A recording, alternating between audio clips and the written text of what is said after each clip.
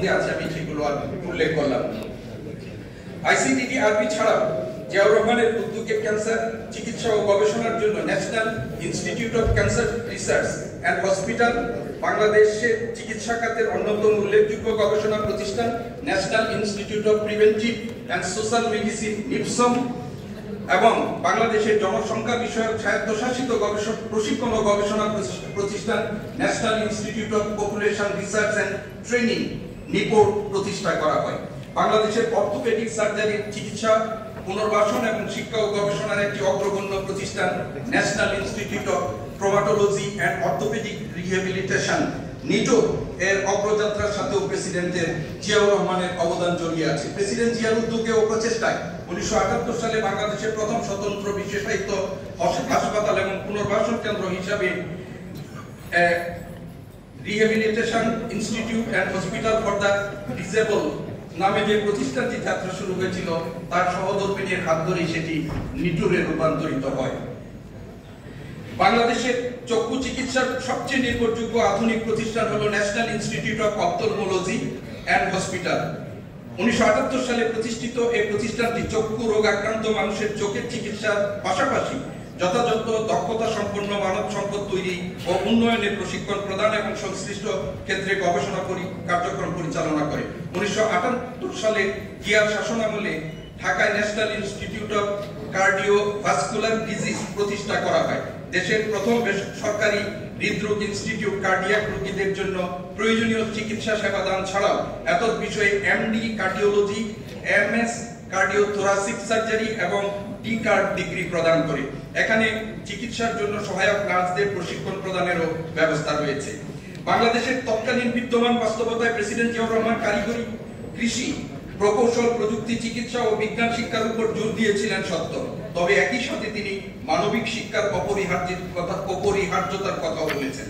তিনি মনে করতেন মানবিক শিক্ষা ব্যতীত মানুষের জ্ঞান পূর্ণতা পায় না। তার মধ্যে কেবল বিজ্ঞান ও প্রযুক্তি শিক্ষা মানুষকে যন্ত্রে পরিণত করবে। বিজ্ঞান, প্রযুক্তি, কৃষি, চিকিৎসা ও কারিগরি শিক্ষাকে ভারসাম্যপূর্ণ করার জন্য তিনি একটি মানবিক শিক্ষার প্রসারেও জোর দেন। প্রেসিডেন্ট জিয়া ধর্মীয় শিক্ষা এবং চরিত্র গঠন বা ক্যারেক্টার বিল্ডিং এর শিক্ষার উপরও গুরুত্ব আরোপ করেছিলেন। মানবিক শিক্ষার প্রসারে জিয়াউর রহমান সরকারের আমলে কারিকুলাম ও পাঠ্যসূচি উপযোগী করা সহ নতুন কারিকুলামের আলোকে পাঠ্যপুস্তক প্রণয়ন এবং অন্যান্য প্রয়োজনীয় উদ্যোগ গ্রহণ করা হয়। মানববিদ্যার একটি গুরুত্বপূর্ণ বিষয় হলো ইতিহাস। ইতিহাস বিষয়ে জিয়াউর রহমানের আগ্রহ ও জ্ঞান দুটোই ছিল প্রবল।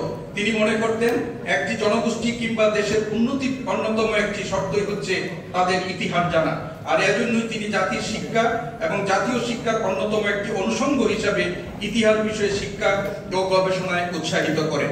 বাংলা ভাষা ও সাহিত্যে আমাদের জাতীয় পরিচয় ও গৌরবের এক অনন্য সম্পদ। বাংলা ভাষা ও সাহিত্য যাতে আমাদের জাতীয় জীবনে পূর্ণ ও ব্যাপক মর্যাদায় প্রতিষ্ঠিত হয়, সেজন্য শহীদ প্রেসিডেন্ট জিয়াউর রহমান বাংলা ভাষা শিক্ষা ও চর্চার উপর বিশেষ গুরুত্ব এবং শিক্ষার মাধ্যম হিসাবে বাংলা ভাষার প্রাধান্যের কথা বলেছেন। বিএনপির প্রতিষ্ঠাকালীন ঘোষণাপত্রের 27 নং ধারায়ও বাংলা ভাষা ও সাহিত্য চর্চার বিষয়ে জিয়া সরকার ও তার দলের নীতি ঘোষিত হয়েছে। বাংলা ভাষা ও সাহিত্যের উন্নয়ন বিকাশের জন্য প্রেসিডেন্ট জিয়া এর একাডেমিক চর্চার পাশাপাশি বাংলা একাডেমি অবকাঠামো গবেষণা প্রতিষ্ঠান বাংলা একাডেমির অবকাঠামো উন্নয়ন কার্যক্রম ও সুবিধাদি সম্প্রসারণের ব্যবস্থা করেন। শিক্ষার মাধ্যমে জাতীয় জীবনের সর্বস্তরে বাংলা ভাষার বলিষ্ঠ ব্যবহার ও ব্যাপকতার প্রসারে জিয়াউর রহমান সর্বাত্মক উদ্যোগ নিলেও যোগ বাস্তবতার প্রয়োজনীয়তার কথা মাথায় রেখে তিনি ইংরেজি ও অন্যান্য ভাষা শিক্ষার প্রয়োজনীয়তার কথা শিক্ষার্থীদের স্মরণ রাখতে বলেছিলেন। কারণ তিনি মনে করতেন বিজ্ঞানের অগ্রগতির যুগে, টেকনোলজির যুগে কেবল বাংলা ভাষাতেই চলবে না, আমাদের আরো অন্য অনেক ভাষা জানতে হবে। জিয়াউর রহমান নিজে একজন সুরুচি সম্পন্ন ও সংস্কৃতিবান মানুষ ছিলেন।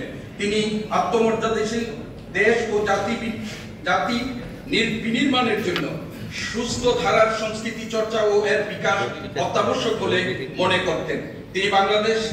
তিনি বাংলাদেশের সংস্কৃতি ঐতিহ্য সংরক্ষণ, উন্নয়ন, বিকাশে নানা কার্যকর পদক্ষেপ গ্রহণ করেন।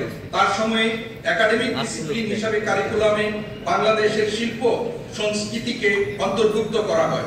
সংস্কৃতি চর্চা ও এর বিকাশের জন্য বাংলাদেশ শিল্পকলা একাডেমির উন্নয়ন এবং শিশু কিশোরদের সাংস্কৃতিক মানসিক ও সৃজনশীল প্রতিভা বিকাশের উদ্দেশ্যে প্রয়োজনীয় শিক্ষা ও প্রশিক্ষণ প্রদানের উদ্দেশ্যে তিনি বাংলাদেশ শিশু একাডেমি প্রতিষ্ঠা করেন।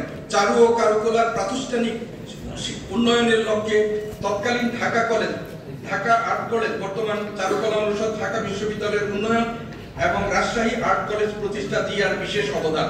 শেষোক্ত প্রতিষ্ঠানটি এখন রাজশাহী বিশ্ববিদ্যালয়ের চারুকলা অনুষদে রূপান্তরিত হয়েছে। বাংলাদেশের ক্ষুদ্র নৃগোষ্ঠীর সাংস্কৃতিক ঐতিহ্য রক্ষা, চর্চা ও গবেষণার মাধ্যমে এর প্রচার প্রসারের উদ্দেশ্যে জিয়া সরকার রাঙ্গামাটিতে উপজাতীয় সাংস্কৃতিক ইনস্টিটিউট এবং নেত্রকোনার দুর্গাপুরের বিরিশিরিতে উপজাতীয় কালচারাল একাডেমি প্রতিষ্ঠা করেন। বাংলাদেশ ইনস্টিটিউট অফ স্পোর্টস এর প্রকল্প বাস্তবায়নের কার্যক্রম জিয়ার সময়ে শুরু হয় এবং সমাপ্তির পর্যায়ে আসে। 1983 সালে এটি বাংলাদেশের একমাত্র ক্রীড়া প্রতিষ্ঠান বাংলাদেশ ক্রীড়া শিক্ষা প্রতিষ্ঠান বা বিকেএসপি নামে আত্মপ্রকাশ করে। একাডেমিক পর্যায়ে সংস্কৃতি চর্চা ও গবেষণার জন্য প্রাতিষ্ঠানিক উদ্যোগ গ্রহণ ও বাস্তবায়নে জিয়ার অবদান সীমাবদ্ধ নয়। এক্ষেত্রে সংস্কৃতি বিষয়ক একটি স্বতন্ত্র মন্ত্রণালয় প্রতিষ্ঠাও জিয়ার একটি অনবদ্য অবদান। ধর্মীয় শিক্ষা প্রসারে প্রেসিডেন্ট জিয়ার উদ্যোগ নিয়েছিলেন। তার সময়ে বাংলাদেশের মাদ্রাসা শিক্ষার যে পূর্ণাঙ্গ বিকাশ হয়েছিল এটা আপনারা জানেন, এবং এই মাদ্রাসা শিক্ষার অংশ হিসাবে তিনি আলিয়া ধারার মাদ্রাসার একটা পরিপূর্ণ সংস্কার করেছিলেন এবং আলিয়া ধারার মাদ্রাসাকে কেবলমাত্র ধর্মীয় এবং আরবি শিক্ষার মধ্যে সীমাবদ্ধ না রেখে তার সময় প্রথম এই শিক্ষা ব্যবস্থায় বিজ্ঞান, প্রযুক্তি, ক্রাফট ইত্যাদিকে সংযোজন করা হয়েছিল এবং আলিয়া মাদ্রাসার সার্বিক বিষয়গুলোকে তদারকির জন্য তার সময় আমরা জানি যে মাদ্রাসা শিক্ষা বোর্ড প্রতিষ্ঠা করা হয়েছিল এবং এই মাদ্রাসা শিক্ষা বোর্ড প্রতিষ্ঠা বাংলাদেশের মাদ্রাসা শিক্ষার জন্য একটি নতুন দিগন্তের দ্বার উন্মুক্ত করেছিল। ধর্মীয় শিক্ষার ক্ষেত্রে জিয়াউর রহমানের আরেকটি গুরুত্বপূর্ণ অবদান হচ্ছে ইসলামী বিশ্ববিদ্যালয় প্রতিষ্ঠা। এখন এই ইসলামী বিশ্ববিদ্যালয়ের মাননীয় উপাচার্য সহ অনেকেই আছেন। স্বাধীন বাংলাদেশে প্রথম সরকারি বিশ্ববিদ্যালয় হিসেবে 1980 সালে জাতীয় সংসদে প্রণীত আইন বলে এই ইসলামী বিশ্ববিদ্যালয়টি প্রতিষ্ঠিত হয়েছিল। একই বছরে জাতীয় সংসদে প্রণীত আরেকটি আইন বলে তিনি institute of Islamic education and research IIER বলে একটি গবেষণা প্রতিষ্ঠান বাংলাদেশে তৈরি করেছিলেন, যেটি পরবর্তীতে ইসলামী বিশ্ববিদ্যালয়ে অধিভুক্ত হয়ে এর সাথে একীভূত হয়েছে। মুসলমানদের এই ধর্মীয় বা মাদ্রাসা শিক্ষার পাশাপাশি তিনি বাংলাদেশে বসবাসরত অন্যান্য ধর্মাবলম্বীদের শিক্ষা প্রসারেও গুরুত্বপূর্ণ অবদান রেখেছিলেন। তার সময় সংস্কৃত এবং পালি শিক্ষার টুলের সংখ্যা বৃদ্ধি পেয়েছিল এবং এই শিক্ষায় রাষ্ট্রীয় পৃষ্ঠপোষকতা এবং সহযোগিতার দ্বার উন্মুক্ত করা হয়েছিল। এবং জিয়ার সময়ে শিক্ষা ব্যবস্থার আরেকটি গুরুত্বপূর্ণ বিষয় হচ্ছে, আপনারা সকলেই জানেন যে গণশিক্ষা কর্মসূচি, এবং এই গণশিক্ষা কর্মসূচির মধ্যে আর প্রধান লক্ষ্য ছিল দেশের প্রবীণ জনগোষ্ঠীকে শিক্ষার অন্তর্ভুক্ত করা, কিন্তু একই সাথে আমাদের স্কুলগামী শিক্ষার্থীদের একটা বিপুল অংশ যারা স্কুলে পড়তে পারে না, নারীদের মধ্যে যারা অনেকে স্কুলে যেতে পারে না, তাদের লক্ষ্যকে সামনে রেখে বাংলাদেশকে নিরক্ষরতার অভিশাপ থেকে মুক্ত এবং সকলকে অক্ষর জ্ঞান সম্পন্ন করার জন্য 1980 সালে তিনি এই নিরক্ষরতা কর্মসূচি তিনি করেছিলেন। আমার প্রবন্ধে এই সম্পর্কেও বিস্তারিত লেখা আছে। আর যে কয়েকটি জিনিস তিনি করেছিলেন আমি প্রথম দিকে বলেছিলাম যে 1978 সালে তিনি যে শিক্ষা বিষয়ক ওয়ার্কশপ করেছিলেন, তিনি কয়েকটা বিষয়ে গুরুত্ব আরোপ করেছিলেন। এর মধ্যে একটা হলো শিক্ষকদের সম্পর্কে। এই শিক্ষকদেরকে উপযুক্ত এবং তাদের পেশাগত দক্ষতা বৃদ্ধির জন্য তিনি দেশে শিক্ষক প্রশিক্ষণ ইনস্টিটিউট সহ শিক্ষকদের সুযোগ সুবিধা বৃদ্ধি এবং শিক্ষা প্রতিষ্ঠানগুলোতে ছাত্র শিক্ষক সম্পর্ক উন্নয়নের বিশেষ কর্মসূচি এই সময় নেওয়া হয়েছিল এবং সরকারি বেসরকারি পর্যায়ে শিক্ষকদের বৈষম্য দূরীকরণের জন্য বেসরকারি পর্যায়ে শিক্ষকদের প্রারম্ভিক বেতনের 50% জিয়াউর রহমানের সময় প্রথম সেটি চালু করা হয়েছিল। আর আরেকটি বিষয় হলো যে মনে করি যে জিয়াউর রহমান আরেকটা করেছিলেন যে শিক্ষার্থীদের ভালো ফলাফলের সাথে তাদের চারিত্রিক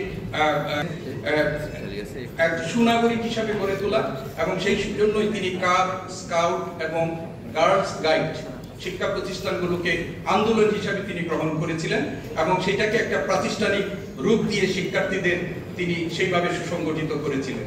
আরেকটা বিষয় তিনি করেছিলেন যে উৎসাহিত করার জন্য মাধ্যমিক উচ্চ মাধ্যমিক পর্যায়ে শিক্ষার্থীদেরকে বঙ্গভবনে আমন্ত্রণ জানিয়ে যারা বোর্ডে প্লেস করতে তাদেরকে প্রেসিডেন্ট উপস্থিত থেকে তাদেরকে উৎসাহিত করতেন, তাদের সাথে মত বিনিময় করতেন, শিক্ষা ভ্রমণের ব্যবস্থা করতেন। আপনারা জানেন হিজবুল বাহারের কথা আমরা সবাই জানি। আমি শেষ একটু অংশ আপনাদের একটু করি, যে সার্বিক মূল্যায়নটা করি, আমি শেষ করছি। জিয়াউর রহমানের শিক্ষার দর্শন ছিল বাস্তবমুখী, জাতীয়তাবাদী এবং নৈতিকতাপূর্ণ। তিনি শিক্ষা ব্যবস্থাকে কেবল জ্ঞানার্জনের মাধ্যম হিসাবে নয়, বরং জাতি গঠনের একটি প্রধান স্তম্ভ হিসাবে দেখেছিলেন। তাই তার শিক্ষা দর্শনে বাস্তবমুখী ও কারিগরি শিক্ষার উপর বিশেষ জোর দেওয়া হয়।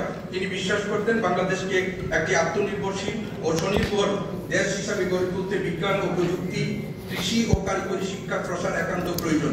1979 সালে তার সরকারের অধীনে যে নতুন অন্তর্বর্তী শিক্ষানীতি প্রণয়ন করা হয়, তাতে ব্যবহারিক, কর্মমুখী ও বিজ্ঞান ভিত্তিক শিক্ষা ব্যবস্থার উপর জোর দেওয়া হয়। এতে প্রাথমিক শিক্ষার সার্বজনীনতা, শিক্ষার কাঠামোগত রূপান্তর ও বেসামরিক খাতের অংশগ্রহণকেও গুরুত্ব দেওয়া হয়। জিয়ার প্রতিষ্ঠিত বাংলাদেশ জাতীয়তাবাদী দল বিএনপির প্রতিষ্ঠাকালীন ঘোষণাপত্রেও একটি গণমুখী ও জীবন নির্ভর শিক্ষা কার্যক্রম চালুর প্রত্যয় ব্যক্ত করা হয়। বিএনপি সরকার এমন একটি শিক্ষা ব্যবস্থা প্রবর্তন করার চেষ্টা করেছিল যা জাতীয় ঐক্য সৃষ্টিতে সহায়ক হবে, কর্মসৃজন ও উৎপাদনে সহায়ক হবে এবং ব্যক্তি ও সামাজিক উন্নয়নের নিশ্চয়তা দিবে। শিক্ষিত যুব সমাজ যেন বেকারত্বের অভিশাপে নিপতিত না হয়, সেজন্য বিজ্ঞান ভিত্তিক কারিগরি ও বৃত্তিমূলক শিক্ষার দ্রুত প্রসার জিয়া সরকারের অগ্রাধিকার ছিল। জিয়াউর রহমান শিক্ষাকে শহরমুখী না করে গ্রামীণ জনগণের দোরগোড়ায় পৌঁছে দেওয়ার চিন্তা করেছিলেন। তিনি গ্রামীণ শিক্ষাকে কৃষি ও গ্রামীণ শিল্পের সঙ্গে যুক্ত করে কর্মমুখী করার কথা বলেন ও তা বাস্তবায়নের পদক্ষেপ নেন। বাংলাদেশের বিদ্যমান বাস্তবতায় জিয়াউর রহমানের শিক্ষা দর্শন ও ভাবনায় বিজ্ঞান, প্রযুক্তি, মানবিক থাকলেও আমি আগেই বলেছি যে মানবিক শিক্ষার প্রয়োজনীয়তা তখন তিনি ভুলেননি। শিক্ষার মাধ্যমে শিক্ষার্থীরা যেন জাতীয় চেতনা, স্বাধীনতা ও মুক্তিযুদ্ধের মূল্যবোধকে ধারণ করে তিনি সেটা প্রত্যাশা করেছিলেন। তিনি দেশপ্রেম ও জাতীয় ঐক্য গঠনে শিক্ষাকে অন্যতম গুরুত্বপূর্ণ মাধ্যম হিসেবে ব্যবহারের উপর জোর দিয়েছিলেন। শিক্ষার মাধ্যমে শিক্ষার্থীদের নৈতিক গুণাবলী, শৃঙ্খলা, দায়িত্ববোধ ও কর্মচঞ্চু মনোভাব গড়ে তোলার উপর তিনি গুরুত্ব দেন। তিনি মনে করতেন কেবল মেধা, ভালো ফলাফল নয়, বরং শিক্ষার্থীর চরিত্র গঠন ও তার মধ্যে মানবীয় মূল্যবোধ তৈরি করা শিক্ষার মূল লক্ষ্য হওয়া উচিত।